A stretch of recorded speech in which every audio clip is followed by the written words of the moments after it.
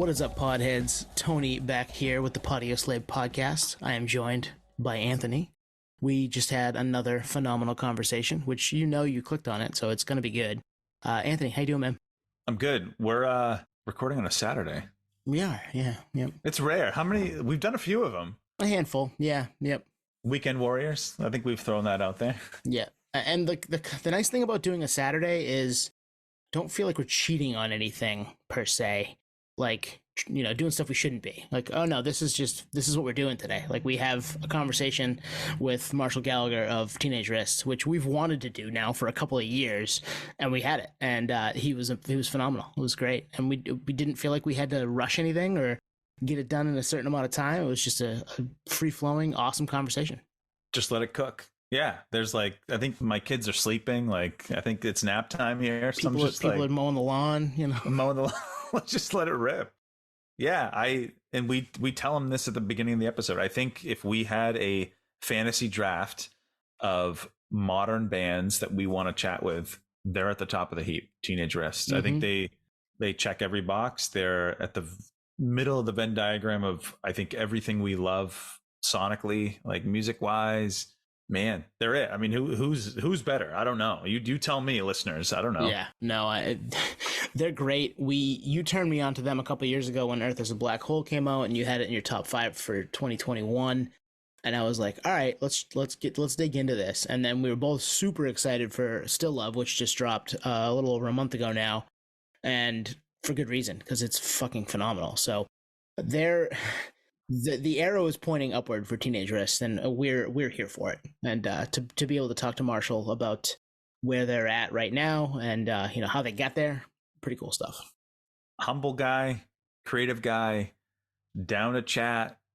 We tell him this at the end. Like, we're bigger Teenage Wrist fans than we were 2 hours ago when we started recording this, and we're stoked for them, and we're stoked for you guys, the listeners, to check it out, because we're jumping into it right now. Marshall Gallagher, Teenage Wrist, let's go. All right, we're here. Marshall Gallagher, Teenage Wrist, in the flesh. Howdy. Well, sort of. I know, right? Yep. So the whole video won't come out, but if you're seeing like clips of this on social media, Marshall's just a silhouette at this point. Yeah, if you could just put like a big question mark in the middle of my face. Yes. I can definitely do that. What are your effects capabilities? Not bad. I mean, we're better than your average Joe, but I'm not sure. Like, we're not like gonna go work for Sony's Pictures or whatever. But we're not bad. Right. We're not bad. All right, cool. Well, whatever you can do to make it mysterious and maybe put some dramatic music behind this part. Yeah, we'll do that. I like all that. So Marshall, if we, Tony and I, had a podcast interview fantasy draft, I think you / Teenage Wrist would be number 1 draft pick for us. Wow. Well, outside of Legacy Acts, I'm going to qualify that. Outside of Legacy Acts, I think you guys are it. Holy shit. Well, no pressure then. Got to butter you up early, right? Yeah, no pressure, man. No pressure. No, you guys do a lot of the things that we love musically. Yeah. Like, oh, yeah. I mean, we're kids in the 90s. We listened to everything that came out then, and we just get that, not nostalgia vibe, but like the vibe that we get from those bands, we get listening to Teenage Wrist, especially this new record. So awesome. It's that feeling that's like, oh man, this scratches an itch that not a lot of bands for us were doing, up until maybe this last couple of years. So, and you guys do it really well. Thank you. Yeah, well, that makes sense. I mean, I am a child of the 90s as well. And, that was just all that music was just around me, whether or not I was like actively listening to it, like, especially in like the Soundgarden, Nirvana, Pumpkins, etc. days. Like, I was obviously like, I don't know, 8, 9 when those records were coming out, but like it was still, around. The culture was around. So yeah, like when Anthony and I, actually both of us are, similar. He's a little younger than I am, but he got into that era of music pretty early too. Yeah, I don't know. It makes sense that's what comes out, because that's where we're from. Well, it's not forced either. Like it sounds like it's just embedded in what you grew up with. Because there's a lot of bands that it's like the hot new thing, to go after a certain sound. But for you guys, I think we're the same age ish, mid to late 30s. Yeah, I'm 36. I can see the gray in everyone's beard, so I know I'm in good company. You can't see it in mine, but it's there. But yeah, it doesn't feel forced. It feels like you guys, and not that a bunch of bands feel forced in that sound, but it definitely feels like you lived with those records, and they've bled into what you do because it's what you like. Yeah, absolutely. I mean, and I get the comparison that you're drawing to with, like, some of the younger bands maybe kind of getting into the grunge shoegaze thing. Yeah, it does feel a little tired at times. It feels like it's I mean, it does. Okay, how do I put this? There's a pretty clear divide, I think, in, like, the newer bands that are doing it, and maybe some of the earlier, like, adopters of, like, I don't know, because we get thrown into the mix with bands like Nothing and Super Heaven, Pity Sex, that kind of stuff, and that makes way more sense to me. But some of the newer bands that are coming out, like Soul Blind, for instance, like, for some reason it just feels a little different. It feels like there's a generational gap there, and I'm not sure why, but maybe it's just because it's farther removed in age or something. I don't know. So Marshall, we're not going to go back to the beginning, because we've listened to you in other podcasts. You've done that. Your story's out there. Maybe start at Teenage Wrist. So when I say the words first Teenage Wrist show ever, what comes to mind for you? Man, our first show was at a spot in LA called Vacation Vinyl. It was just a record store. It was kind of a warm-up show, actually, because, weirdly enough, our first, like, show, like, promoted, etc., was this festival called Air and Style. Are you guys familiar with like snowboarding stuff at all? Ish, not as much. I don't know that fest. Yeah, Sean White put it together. That's like his festival. I think it lasted a couple of years, and they had it at the Rose Bowl, and we, like, opened up one of the smaller stages, and that was our first real gig, because our management at the time was also, I mean, it still actually was, like, managing Diplo and, like, a couple of other acts on the festival, and they somehow just squeezed us on. So Vacation Vinyl was a warm-up show. Wow. So that you get to play that at the Rose Bowl, I mean, are you like, holy shit? Show two? Yeah, I mean, right. Yeah, the parking lot of the Rose Bowl. I mean, it was still to, like, 30 people, but yeah, it was a rad experience. It felt like we skipped a step. I was going to say that, because management that early, people certainly have different views of that, I guess, to put it politely. Yeah, I know what you mean. Like we're an industry plant or something. I could see that. But if you have the chops, you have the chops. You know what I mean? Yeah. If you're deserving, you're deserving. Well, worst industry plant ever. Right. Fucking failed industry plant. That plant did not grow. Well, the reason we were managed by them, I mean, I say management in quotes at that time, because Cam, our old singer, has a solo project called The Chain Gang in 1974, and they were a lot more successful. By they, I mean him. And yeah, so he had that management. That was his crew, and his booking agent kind of signed on as well, ish, like, signing in quotes. So we just kind of had that team at our disposal, like, early on, because we were just dicking around and making demos and showing them the music, and they were like, oh yeah, this is cool. If you ever want to do anything with this, we're here to help, kind of thing. So yeah, that I would say we started with a leg up in that regard. That's cool. I mean, being able to kind of pick the brain of somebody that you can kind of show you the way a little bit with that stuff, that doesn't always happen, right? I mean, it's hard to find. It's not what you know, it's who you know in this world. It's especially in the music industry. Like, it's nice to have somebody in your corner, especially that early. Yeah, and I mean, in most ways, Cam was that guy. Like, he'd just been doing it for for so long, even before Teenagerist existed. He already had a great network, and knew all the ins and outs, and it really wasn't all that hard to kind of just slip into some stuff. How was that first show? I mean, 30 people. Were they into it? I think so. It was. I mean, the Vacation Vinyl thing was just all of our friends.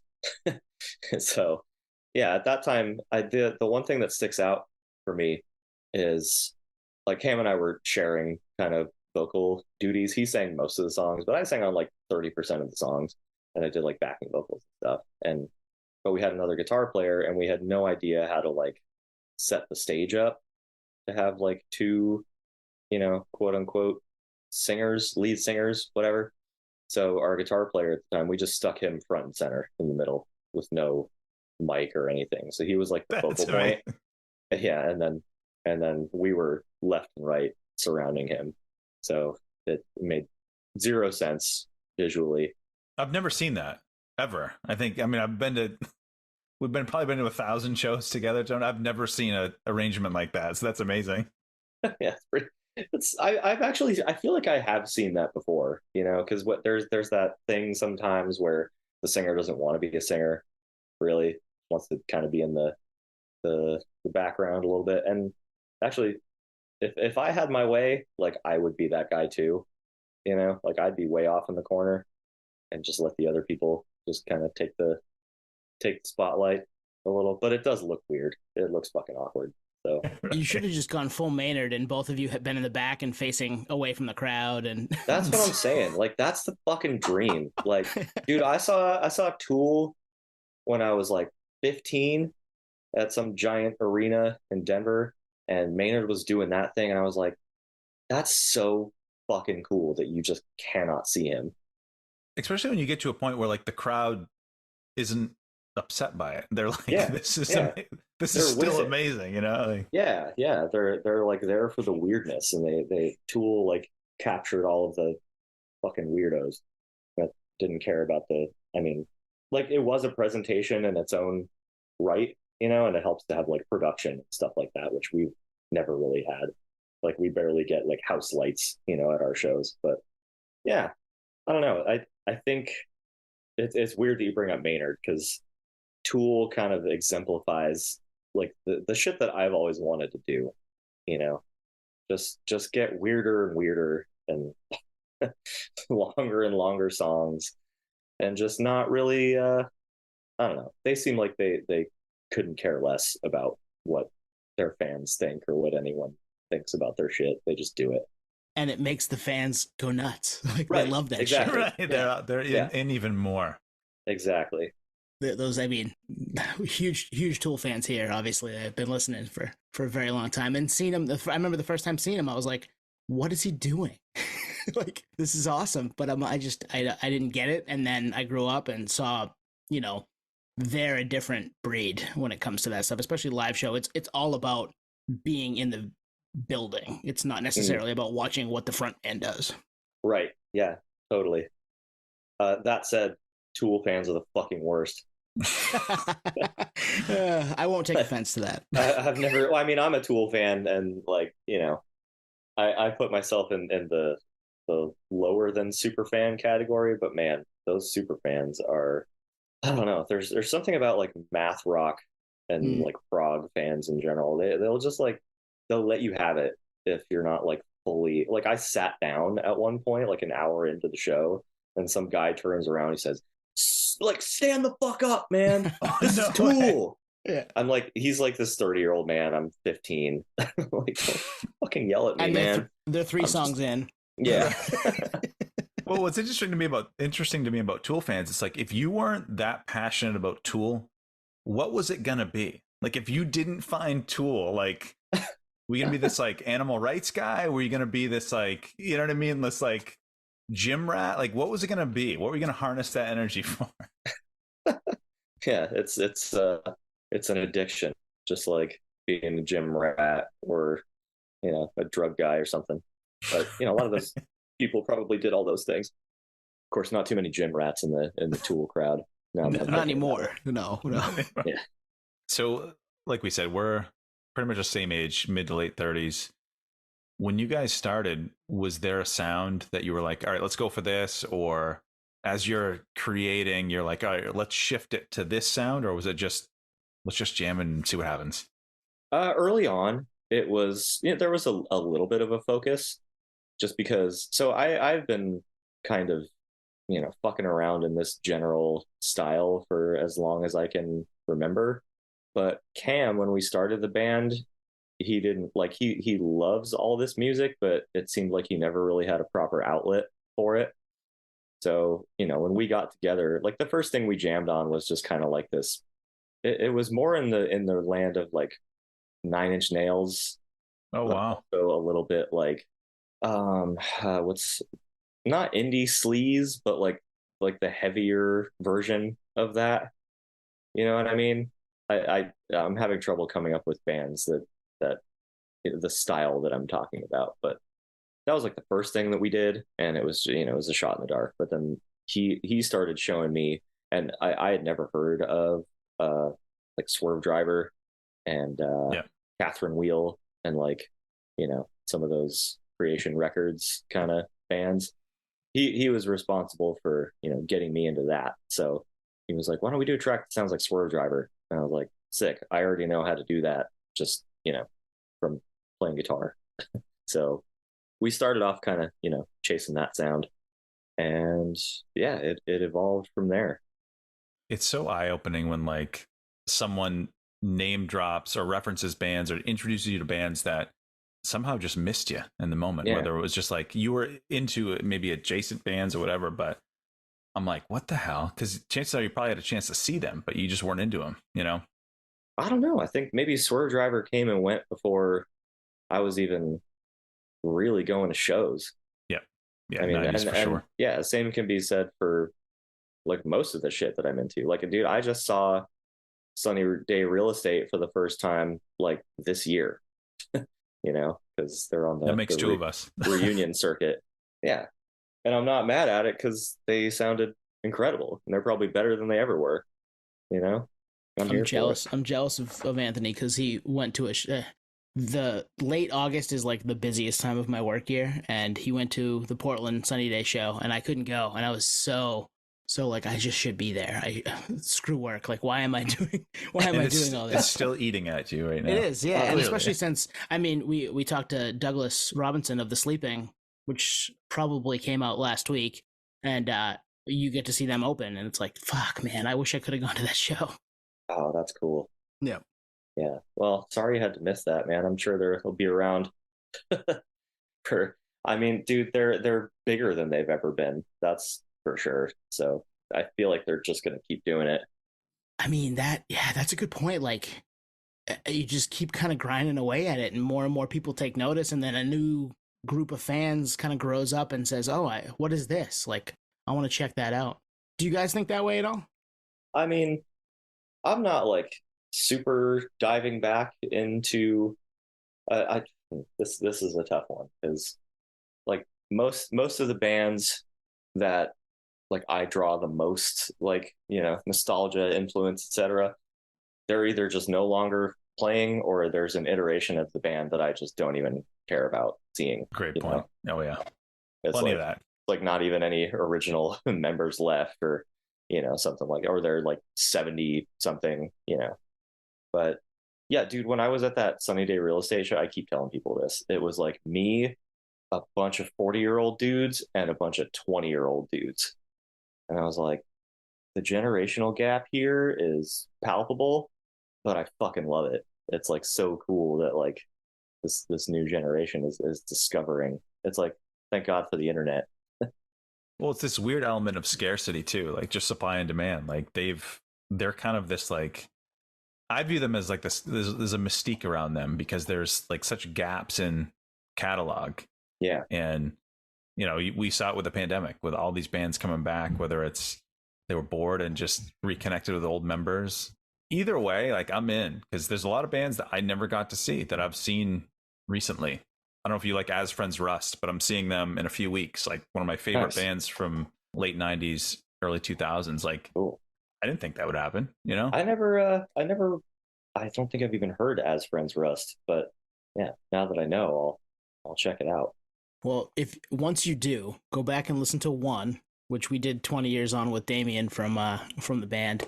Nice. And he's awesome. I mean, they're Anthony got me into them 2 years ago when we had Damien on. I was like, wow, where have these guys been? And that goes back to like bands being around the stuff that you liked growing up, but maybe you just didn't hit because you weren't hanging with the right person at the time, or who knows?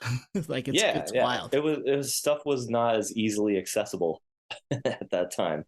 Even with like buying music, it was like, okay, you had a budget for one CD per month, based on your fucking lawn mowing money or your allowance or, whatever it was.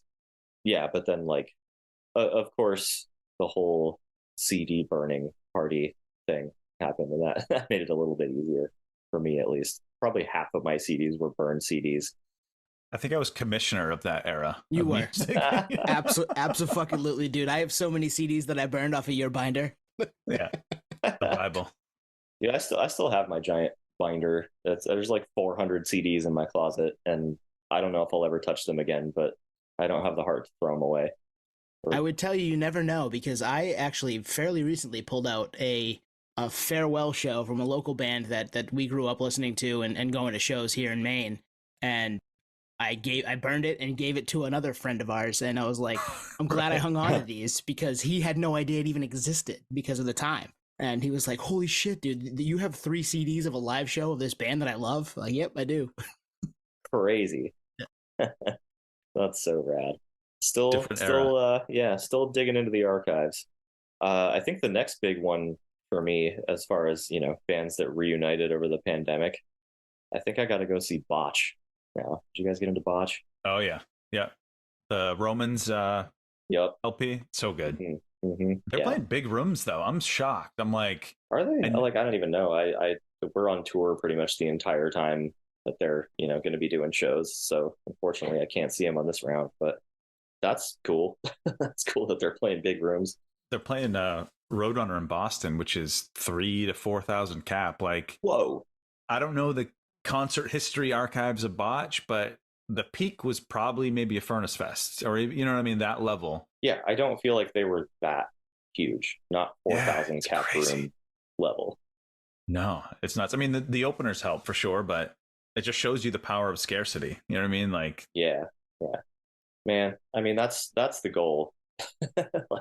Do 4 records with Teenagerist, break up for 15 years, and then come back stronger than ever. There's the headline of this episode. Well, hey, and in 15 years, when you want to announce the comeback, we're here. So hopefully we're all still alive. Yeah. I'll be a grandfather, but we'll all be in our 50s, but fuck it. Let's go. It'll be a lot easier to probably record then, too. I won't have to do as much work. Probably. Yeah, you'll probably just, I don't know. We'll do it via telepathy or something. We won't have to post the interview anymore. I'll have an AI version of me talk to you guys. Yeah, just like now. We might be talking to that right now. We don't know. So those early days, I'm dialing back to that. This is my transition here. You play in front of 30 people. Obviously, something keeps you coming back because you're here today. But in that journey early on, was there a band that showed you like, this is how you do it, or that you like really learned something from, whether it's how to talk to a crowd, how to tune between songs, or anything? Was there like a older brother band that kind of you guys really leaned into?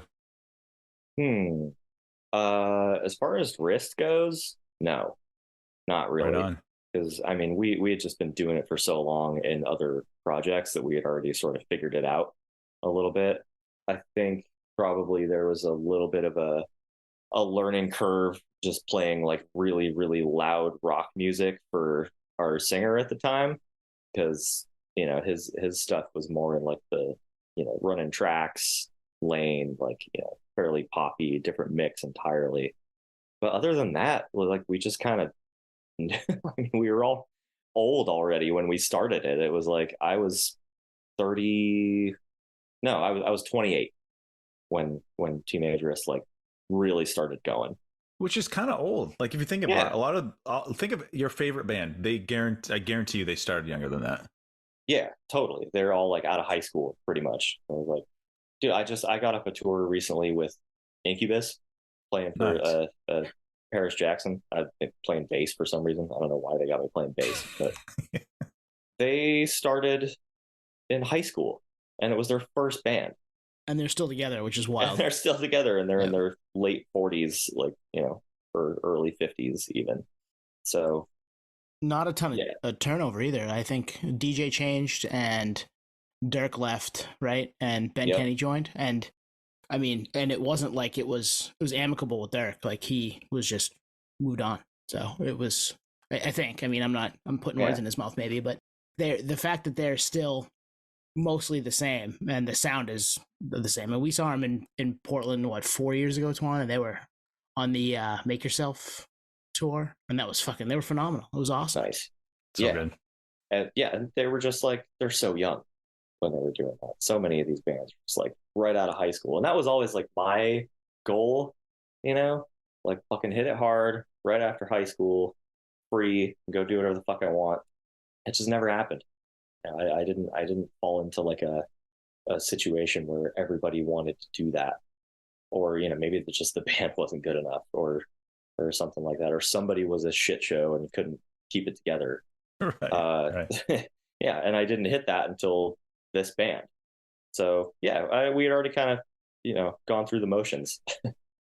Well, it's funny, like a lot of critique with a lot of legacy bands like that is like they've changed their sound so much. And it's like, well, of course, they started when they were 18. Like Yeah, the thing is, like when you start a band when you're 18 and you're still in the band when you're 50, people see your progression under the name Incubus, where most musicians, like, they jump from band to band, or it's not their first band that popped. So if you look band to band, it's very different. But with them, it's and not just them, but any band. And that's why, like, it's kind of cool that you like the Risk started when you were 28, because it's like you kind of know yourself at that point.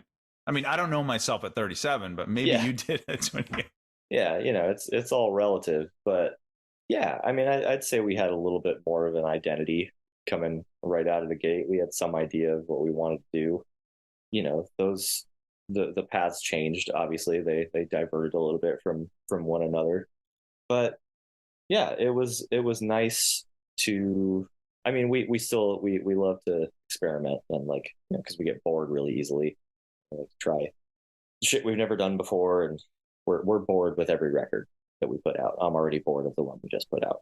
Wow, Really? that's crazy. I'm not. Just I for the can't record, get, I can't get enough of it. Although you had to do more around it than we've had it for a month, so it's been a little Yeah, different yeah. for us. I've been sitting on it for a year, so I just hit a yeah. button and listened to it. Yeah. That's where you want to be though, because I don't know. I miss being like a.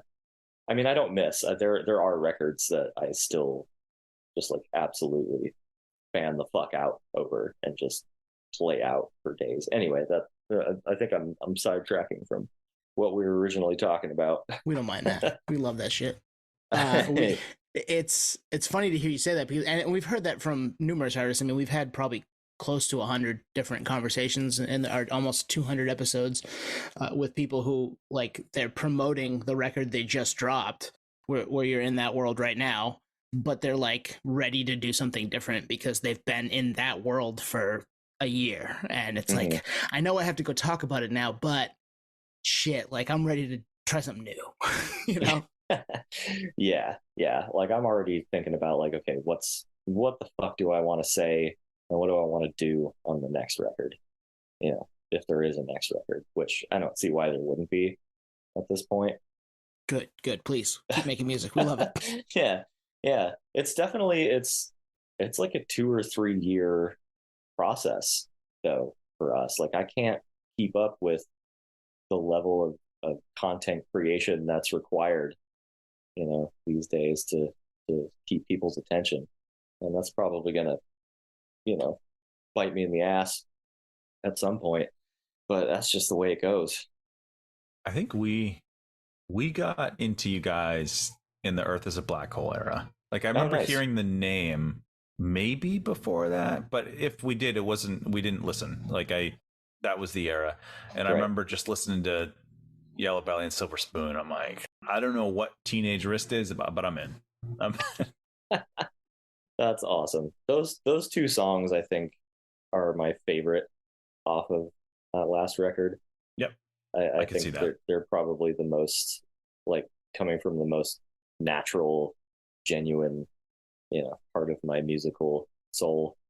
I think so. I'm glad to hear you say that those are the two jams.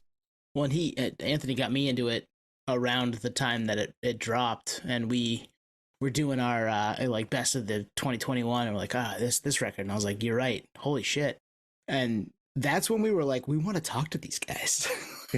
So Right. to finally have you on is actually kind of big for us. We're super stoked to be able to do that because we've been paying close attention now for a couple of years, and you going back to that record even 2, 3, 4 years ago for you, because when you started making it, are you a little less like, I don't want to talk about that now because it's in the rear view, but it's not really? I mean, I'm always fine to talk about it. No, I guess what I'm trying to ask is more like this record that just dropped, Still Love, which we're all about and we've had for a month, but you've had for a year and a half, 2 years. Now that you're through another album after Earth is a Black Hole, are you like, okay, yeah, I can kind of see that was a lot of fun, that was awesome, I really like that, and you have a different appreciation for it? Sort of, yeah. I mean, honestly, the last time I listened back to Earth is a Black Hole, there were a lot of things that I was like a little bit regretful of. Like, we should have done that differently. Like, I wish this mix was a little bit different, or I wish that we hadn't done that with the fucking intro of that song. Right, yeah. Just stuff like that. But overall, I mean, I'm very, very proud of it, and I think that was the one that won a lot of people over. So, which it makes me feel good because that was the first record that I was kind of at the helm, in the driver's seat or whatever. So it's yeah, I don't know. Like you're always your own worst critic, right? So I'm always going to hear all the mistakes and all the shit we should have spent more time on or whatever, or maybe not, or just the shit we shouldn't have done at all. But overall, very, very proud of it and always stoked to talk about it. Such a good album. I love the artwork between your name, the name of the album, and the visuals. I'm like, I don't know what's going on, but I'm in. Like, I want to know whatever's going on there. Like, I want to know. Okay, so here's a question for you. I want to know what you guys think of when you hear the band name Teenage Wrist. Did we not just talk about We did too. Yeah. I think it's one of those situations where you can't judge a book by its cover. Honestly, you know what I mean? Like, Yeah. I'm being honest with you. Be real with you. Like, at first I'm like, I don't know, I'll check it maybe, and there's a million things to check out, but then you hear something on a playlist, or you open for somebody and you catch it and you're like, oh my god, like, why, what am I doing here? Like, this is amazing. And don't worry so much about the sound of something versus name wise versus the actual sound of the music. Yeah, I mean, well, that's kind of how I feel too. like the name Teenage Wrist doesn't really speak to me anymore. I'm almost like scared to say it sometimes because, like, the band started 10 years ago. Nearly 10 years ago. We were a lot closer to, being a certain age than we are now. I think it's like, grabs your attention a little bit, which I think, sure. may have been why it happened in the first place. But yeah, it's another one of those weird regrets. But at the same time, like, I don't know what the fuck else we would have called it.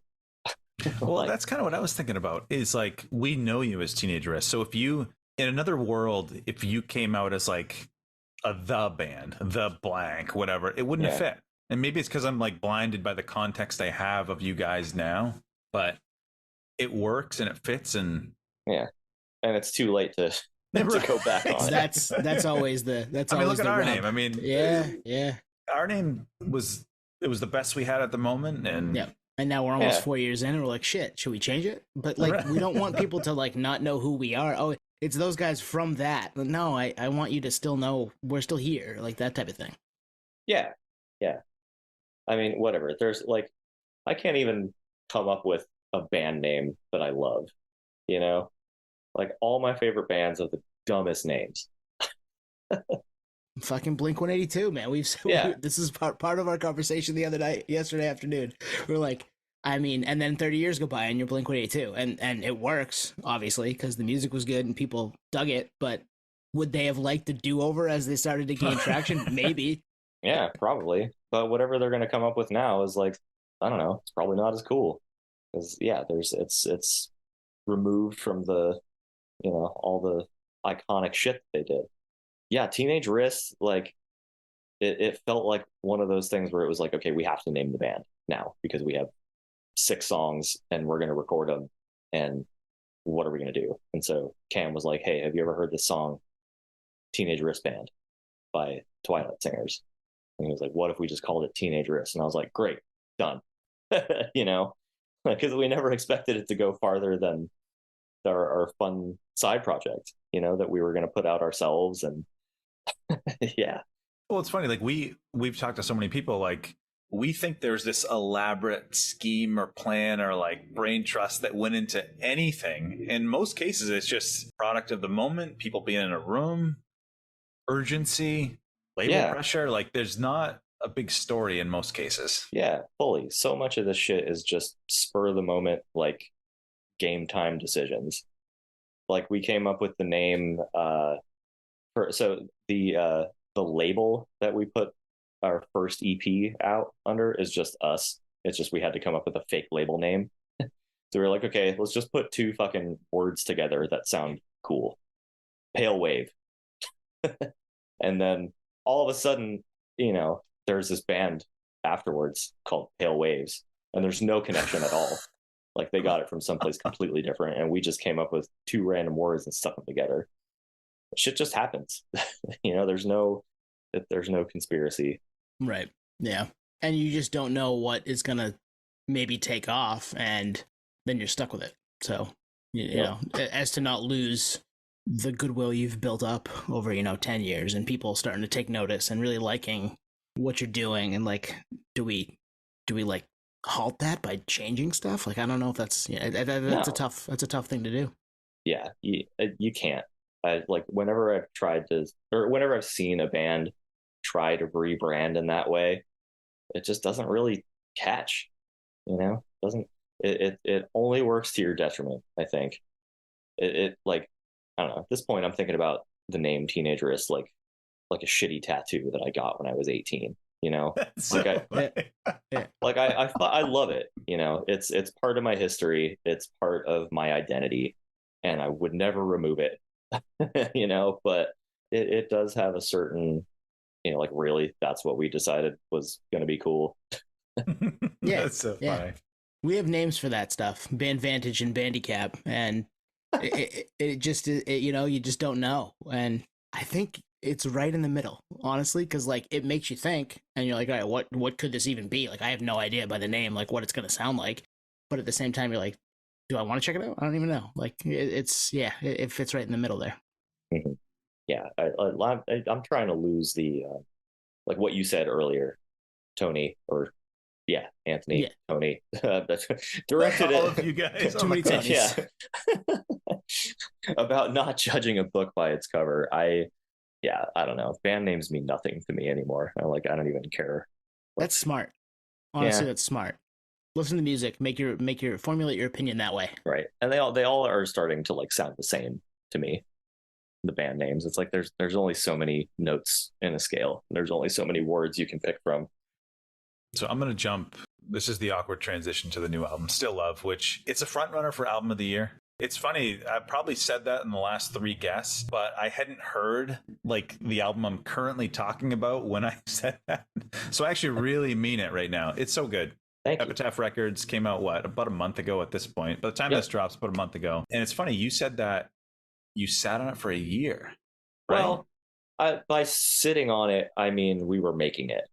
You're making it, yeah. Like we started making it a year ago, started recording it, and then just had to get the wheels moving, get the machine up and running to like get ready to release. There was a long runway with like singles, and the reason why it's taken so long in the past and for this cycle too.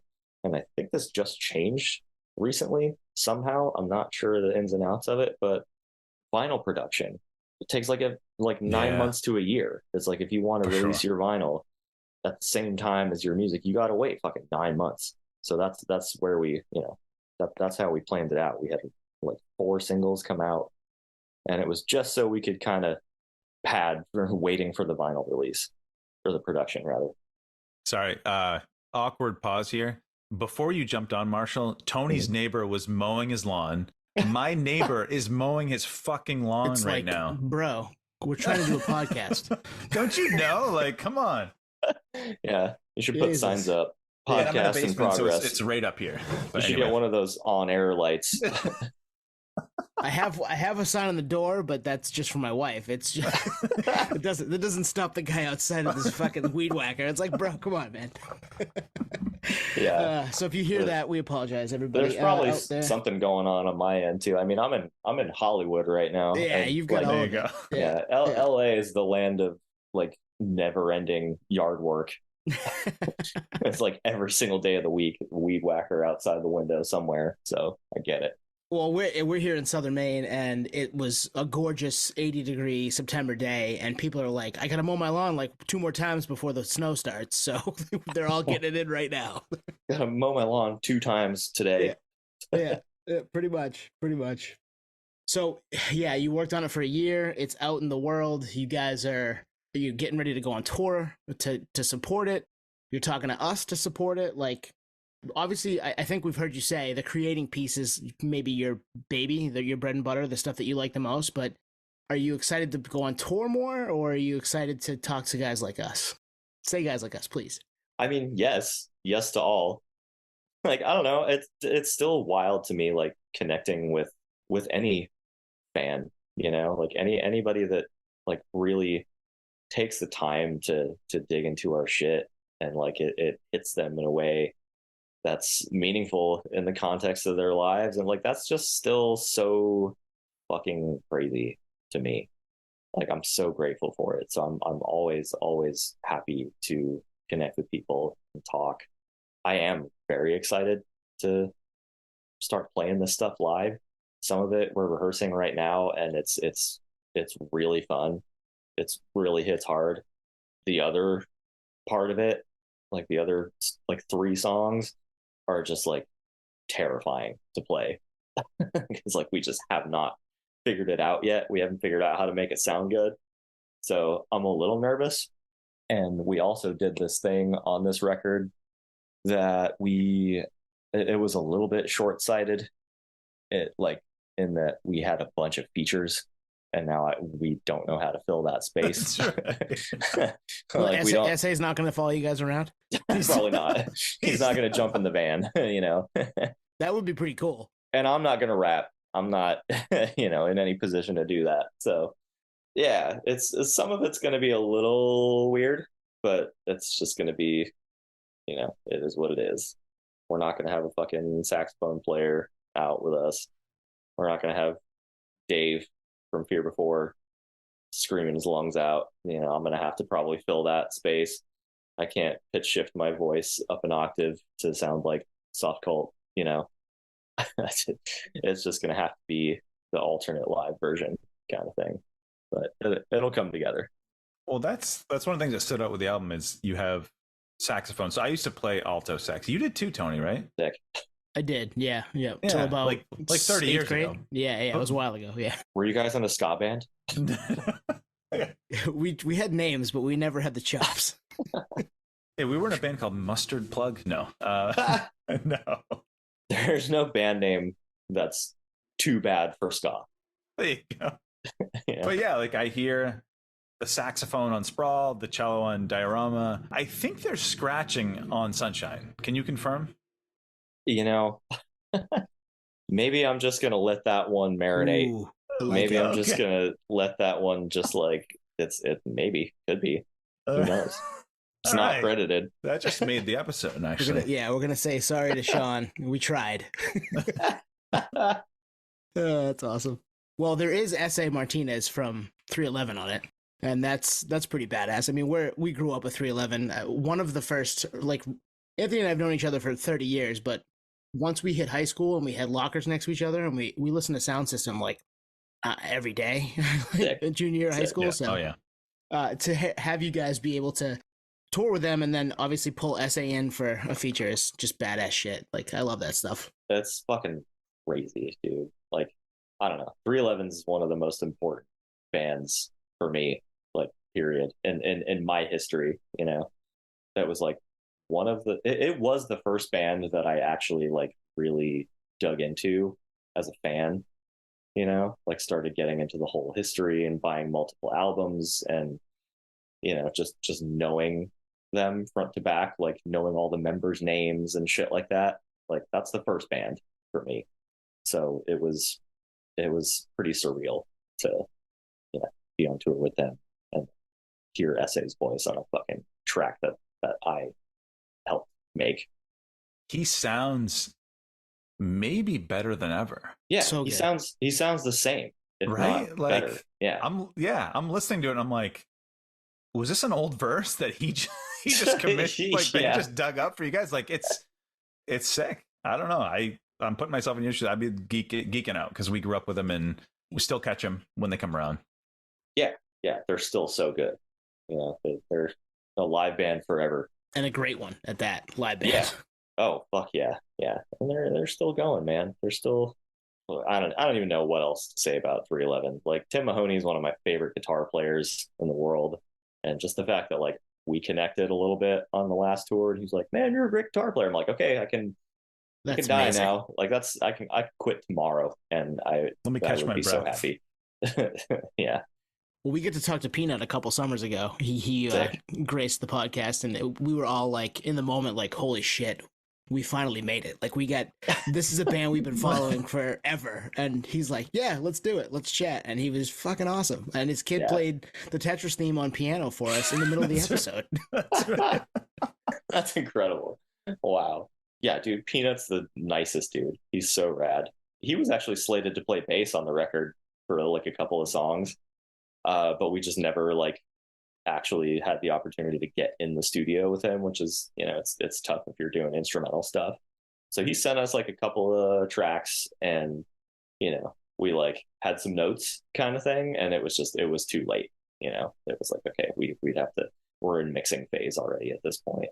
You know, it's just not going to happen. Yeah. Down the line. Yeah, that's true. We could do some remixes.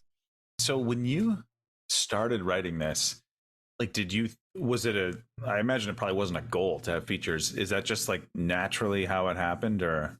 Yeah, kind of. Right on. There was just like a bunch of blank space on the shit that we had written.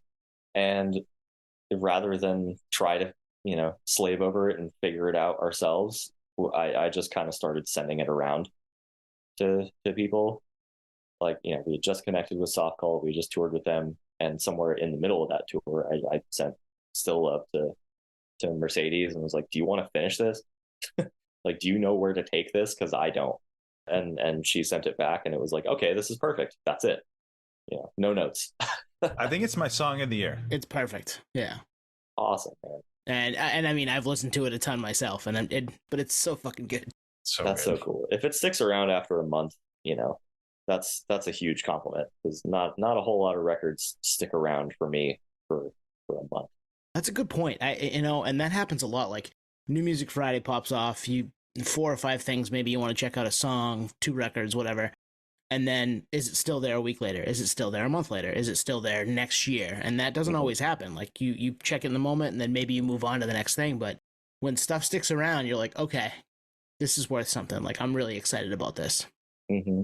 Yeah. I mean, there's maybe 1 or 2 records a year that I find that with and I like keep going back to. So that's a huge compliment. Thank you. This year's going to be tough. There's so much stuff this year. Oh yeah. A lot of like personal legacy acts have like come out of the woodwork, and it's like, how do I stack this up? You know? Yeah, it's tough, man. Everyone's always doing something. Was there any song or verse or sound, like anything sonically, whatever that you were like, we fucking did that? Like, that sounds fucking amazing. Because I'm not a musician, but if I wrote one note of this album, I'd be like, fucking did that. Yep. Fucking did that. I mean, to be honest with you, kind of this whole record, like, and a lot of that feeling comes from the fact that we self-produced, and Oh yeah, and there you go. Our buddy Kevin McCombs, who engineered the last Teenage Wrist record, Earth is a Black Hole, was a co-producer as well, and kind of like driving the engineering realm, as well as just kind of being at the control, at the console, more or less. Anyway, but he wasn't like heavy-handed in any way. He was just kind of like facilitating what we wanted to do, and then like any creative input that he had was like, okay, yeah, of course, that's a no-brainer, like definitely do that. So it really was the case of like realizing exactly what we wanted to do, and that is a really, really, really cool feeling, especially when you're doing shit that like you haven't done before, trying things that we're like, we're not sure if this is going to work, like the saxophone thing. I was like, this is a shot in the dark, this could suck. Would you have done that early, like back in the day, early Teenage Wrist? Like my guess is maybe no, right? No way. Yeah. Definitely no, that was not on the table. We were not experimenting in that way yet. It was a different mission entirely, and we're not the same people. Well, I mean, that goes back to what we said earlier, and maybe when you're in a band at 18, you're definitely different than when you're 50, but even when you're in a band at 28 and you're now 36, you're a different person, and you like different things and want to try new horizons and go a different way every now and then. Wildly different. I mean, even lyrically, like so much of our early shit is just bummer stuff. It's like all the lyrics are just like dreary and sad, and that's because that's how I fucking felt at the time. But now I finally have some grasp as to like who I am as a person, and I'm comfortable with it, and I'm a lot happier than I was. And so yeah, some of the lyrics are all of a sudden like kind of positive and kind of hopeful, and not something that we would have ever done or said in the earlier days. So that alone just reminds me of like the name of the album and the title track, like Still Love. Like this happened, that happened, but I still love. Like was that intentional or? Yeah, absolutely. Yeah, right on. Yeah, totally intentional. It's oh, how do I put this? No pressure, because you're gonna make or break my feeling of the album right now. Well, in that case, yeah, I wrote it when I was on the toilet. There you go, right. and it means nothing. No, I mean, all to speak to that point of like doing something and being really fucking proud of it. That song in particular feels like it sort of encapsulates how I was feeling and what I wanted to say on the whole record. Because it was like the general theme is like, yes, I'm deeply flawed, deeply fucked up person. We all are, especially men. We've had to do a lot of searching and a lot of fucking up and a lot of hurting other people and a lot of hurting ourselves to like get to where we are, and that's the nature of it. But I feel like we're coming out the other side, and we're all slowly becoming better versions of ourselves, and the good intentions are there, and hopefully they shine through. So yeah, it was totally intentional. I love that. That's great. And that's why we started this, is to get answers like that about a record. Like we get that feeling maybe listening to it, but to hear you explain it, it's fucking awesome. Awesome. I'm glad that the feeling comes across, because yeah, definitely there were a lot of lyrics and stuff in the early days that didn't really mean anything or make any sense. Hi. That's my girlfriend. That's my girlfriend Stacy over there. Hello. Hey Stacy. But yeah, so she has a band called Tragic Magic. Nice. Nice. They just put out their first release yesterday. They had a Ooh, celebratory We'll tag it in the notes. Yeah, show congrats. last night, which is why I'm semi hungover. It's funny. I almost made a joke about that. Like it's like when people put on glasses and they don't want to be seen. Oh no, this is fully unintentional, the silhouette thing. But yeah, no, I would prefer that you don't see me currently or hear me. It just adds to the mystique, man. We love it. Perfect. Oh, I can't recreate the mystery like Sunny Day Real Estate does. But yeah, I feel like it's almost impossible to do that now, to like have any sense of mystery about a band, because people crave content so much. But then again, there's that whole scarcity mindset you were talking about, like how that builds and feeds. That's tough. That's tough to engineer. I don't think you can fake that. I was gonna say it's tough, and it's tough when you're on the like consumer end, where it's like all these years have gone by. Do I even want to know the answer? And I feel like in most cases I don't want to. Like I love the mystique, because once you know, it's over. You know what I mean? Or maybe in some cases it is enhanced. You know what I mean? Like the story behind it enhances it. Yeah. There's some bands that I would love to interview if we had like 5 hours, but I'm staying away from it because I kind of want to leave it alone. I know who you're talking about, but yeah. And like me, who's I didn't live with it as long as you did. I'm like, let's talk to him. Let's do it. So, right. I'm like, I get it. Like, what if I don't like the answer? But with you, Marshall, I've loved every answer you've given. Well, they say don't meet your heroes. There you go. Yeah, it's that concept. I have a feeling you guys are talking about somebody, deeply heroic in your lives. And maybe not. I don't know. Sometimes you don't want to poke that bear. Yeah. There's a few of them, and then like all of a sudden they out of the woodwork and they haven't put a record out in 7, 11, 13 years, whatever. And you're like, shit, maybe they're gettable. Maybe we could talk to them. But do we even really want to? Because you just don't know what you're going to get. And yeah, like, I mean, Anthony, you've spent time with some of these bands that you'd want to spend the 5 hours, and they don't do that. So it'd be hard to do. Exactly. Yeah. So Marshall, the album has been out for a month. How is it being a creative and just you kind of release? It's like a fish. You're letting it out back into the ocean. Like, how is the reaction? I'm not going to say you obviously have looked, but like, I feel like most human beings would look to see like reviews and comments and all that stuff. Yeah, sure. I mean, there are definitely certain platforms and media outlets that I deliberately stay away from because I know it's going to be nothing but shit talking, like YouTube. Yep. And we had a terrifying comment section in Lambgoat. I made the mistake of looking at that one. And also, yeah, people not only just completely make shit up, but then they have they have to voice it.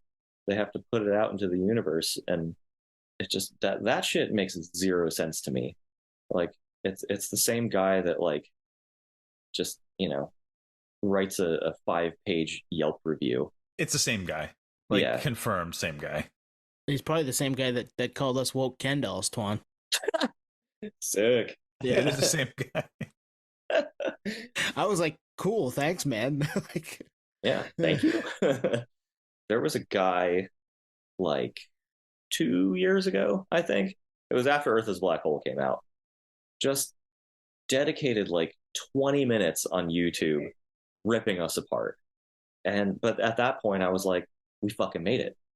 We did something. We did something cool because this guy hates it like so much that he has to talk shit about it for 20 minutes. And like, if that guy talks shit on it and he's willing to dedicate 20 minutes and then upload it, because he probably edited it too. Like, yeah. This is his life. I mean, I feel bad. I feel bad for letting him down so hard, but also glad to have made such an impact in your life. Exactly. Yeah. Other than that guy, the reviews have been overwhelmingly positive. I think even more so than the last record, which is a good sign. Releasing music is always bittersweet for me because it's the end of something, it's the end of sitting on it and sitting on a secret, kind of. And it sure. marks completely the end of like the recording process and all that kind of stuff. That's the fun part for me, recording. I don't care about releasing. The fun part for me is making the thing. And then so we're in this weird limbo now where we've released it, it's been out for a month, and we haven't played it out live yet at all. And that's the next exciting part, is playing it live and seeing how people react to it and dialing it in, between the four of us. Yeah, the stage that's happening right now, not crazy about. Reading reviews, right on. waiting to see how people are going to take to it. So you guys hit the road. By the time this airs, you guys are out on the road, and I have 2 tickets to the Boston show, the Sonia show. And here's the thing. There's like a 10% chance I can go. So Marshall, if you had some words for my wife, what would you tell her? Like, let this guy go to the show. What would you say? Oh man. Okay. Well, I have to ask why. Like, what's the 10%? School night. Oof. 2 kids under 4. Oof. Just coming back 2 from hour New drive. York. 2 hour drive. Just coming back from a long weekend in New York. Yeah. So I got like everything against me. Look, man, I'm going to be honest. I don't have any words, because it sounds to me like you ain't going. If I were you, I would be staying the fuck home. There you go. Like, I'm exhausted as a guy without kids who doesn't have to drive 2 hours to go see a show. So, like, you must just be in a completely different boat. You must just be sleepwalking. I'm calling it now. I'm at that show. Yeah, I'm gonna try to get the day off of work. we're gonna meet in the flesh, and I'm gonna soak this in, because that venue's, it's like a 320 cap. Like, it's Well, we need. I don't think there will be many other chances to catch you guys in that size.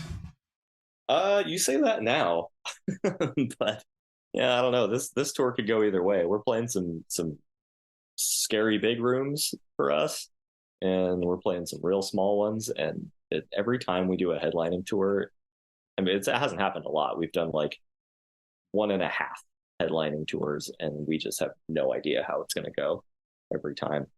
There are places where 30 people show up, and it kind of looks good because the room is tiny. And so, all of a sudden we'll get like a New York show where it's like almost sold out, like a 300 cap room, and people are like moshing their asses off. We're like, what the fuck happened? Between here and like Salt Lake City.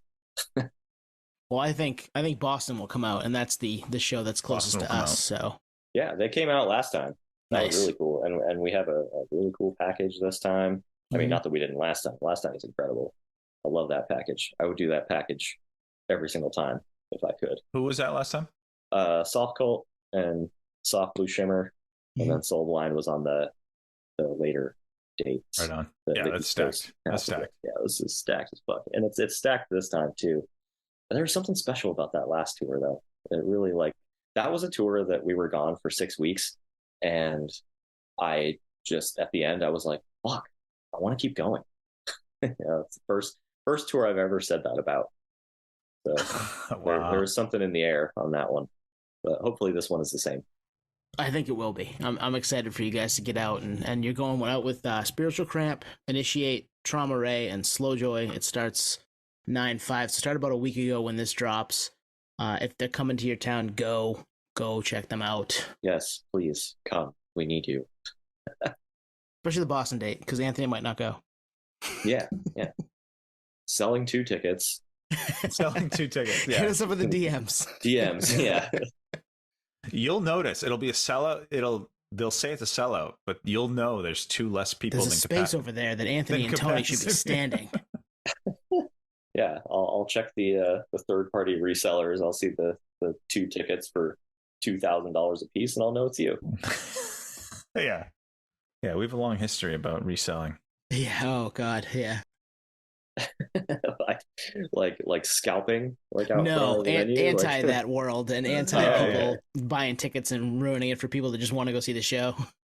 Yeah, that sucks. I've always hated that. But in LA though, sometimes like that's the only way I can get a ticket, so I just do it. I'm a big day of guy. Like I'll look if there's a show that I missed out on, or I happen to be available. I'll look on third party sites, and most of the times I can get a ticket for under $10. With the fees, it's certainly more, but different market though. Like we're in Southern Maine, so yeah. I imagine it's quite different up there. We've never played in Maine. I've only played in Maine, I think, one time. Oh, wow. On like a completely different gig at like a college show sort of thing. It wasn't even at one of the the proper venues. It's tough to get up there. We've lived that life for quite a while. And I mean, the summertime people like to come. We have some cool outdoor venues, but we lost a 600-ish cap venue to the pandemic, and that was a great place for bands either on their way up or in that world, the 600-ish cap, and it sounded great, and we just had so much at that spot, and it's just gone, which hurts. Sucks. R.I.P. That's heartbreaking. So Marshall, we like we said, we're like the same age. I'm not afraid to say it, Marshall. I am a big fan of the MTV's The Challenge. Okay. And I read that you may have something to do with the music. So my wife thinks it's ridiculous. I've watched every season of The Challenge, and I had to fact check my wife. I was like, do you remember me watching The Challenge and being like, there's a lot of the Smiths, a lot of the Cure. There's like these transition music. There's someone in-house that's curating this. And I read it might be you. Is that true? Probably not. Okay. Well, okay. I have to clarify. The shit that you heard that you just described, that sounds like the Smiths. That wasn't me. Right on. I did for a minute. I was doing a lot of like library music and Q type stuff. That a lot of that did make it onto that show, as well as another, like several other kind of MTV that sort of Q world. How do you get into that? How does that even happen? Through a friend, right on. Actually. Yep. Yeah. I had a buddy that was, just, I don't know how it happened for him, but he was like knee deep in that world, just like had a bunch of beats just laying around. I was like, okay, I work for a record label. I have ins here. I'm going to monetize this. So yeah, I basically just, I made a bunch of like hip hop style beats, like, kind of more in the like from trap shit to like the jazzy sort of stuff. And like for a while, like I really wanted to get into that world as far like actually making, music with these artists, and quickly realized that that's a grind that I can't handle. So I don't know, a lot of these beats just ended up in a graveyard, and my friend was like, hey, I'll put these in my library and see if I can get them on some of these shows. And yeah, so a lot of them ended up going. That's awesome. Yeah, I don't think any of them were cool. Well, I just remember because I'd force my wife to watch it. She's not into it. I love it. I love Survivor. I love The Challenge, all that stuff. And I was like, someone inside is like pushing a sound. And I was curious if it was you. It wasn't me. I would love to push that sound. I would love to go there. But the direction that we got was like, okay, we need, Kanye. Basically. Yeah. It was definitely not, we need something that sounds like the Smiths here. I wish. I'd be all over that. I'd be making a lot more money. Right. if that were the case. I'd crank those out real quick. Marshall, this has been fun. We can't see you, but it's been one of the best conversations we've had. Like you're down to talk about it, like reminisce about the past, being present, and I don't know. It sounds like I was gonna say something, I'm not gonna say it, but say it. Come on. No, it sounds like we think that you're going to be bigger than maybe you think. Like this album, if people heard this fucking album, sky's the limit. And like for you, it's not that you're nonchalant about it. It's just that you've lived it. But I think just go to this fucking tour. That's all I can say. Just go to this tour. I don't know. I'm not a creative, so I don't know. Maybe you're too close to it, but this is, and maybe you're not. Like you've said, you're proud of it and everything, but. Well, I am too close to it for sure. I'll always be too close to it. I also have gotten very good at managing my expectations. That's a good point. Sometimes I think, something's really cool and it's gonna have legs, and then it just doesn't. I've had a lot of failures, not failures, but just like, shit that doesn't go the way you necessarily feel it deserves to go. I totally understand that feeling. Yeah, and bringing it back to being in this band as like an older person and not as 18-year-old. The first half of my musical career was exactly that. It was doing a bunch of shit that I thought was really cool, and nothing ever happening. So that's what I'm used to. and now that something is kind of like bubbling a little bit, I'm just trying to stay present and just enjoy it for what it is now, and not have any hopes for the future, because I just honestly don't feel like it. Like I love where we're at. I love where I'm at, and if it doesn't get any better, then that's completely fine, because it's already incredible. That's awesome. That's a great way to think about it. And you guys are having a moment, and people are coming into the stable, and they're gonna go to the tour, and it's awesome, man. I'm happy for you guys, and super stoked to have been able to talk to you today about it. Thanks, man. Yeah, I appreciate it. Really good talking to you guys. Yeah, you guys. I don't know. We talked about the name, but between the name, the music, the vibe, the aesthetic, it checks every box for us. It's the Venn diagram of everything that we love, and you guys are at the center of it. So I feel like you guys, and probably me, are a very specific Venn diagram. You're probably right. It's a wild Venn diagram, but it's wild that it exists. I love that the Venn diagram does actually exist. So I'm happy that we're checking all those boxes, because it's checking all my boxes too. Yeah. Well, Marshall, thank you for talking with us today, and be on the lookout for them if they're coming to your town. Go check out that tour, please. Yes, awesome. Please, please, and thank you. Thanks, Marshall. This was fun. You lived up to our expectations. One of the best. Yep. Tony. It's been a pleasure. Awesome. Thank you for listening to Podio Slave. We are at Podio Slave on Twitter, Instagram, TikTok, all of the places that you can find us on social media. Facebook, Podio Slave Podcast. YouTube, Podio Slave Podcast there. Email us at podioslavepodcast@gmail.com. And hey, if you want to become a supporter, click on the link at the bottom of the episode and give us $1, give us $5. It keeps the lights on, keeps us going. We really appreciate that stuff. Thank you.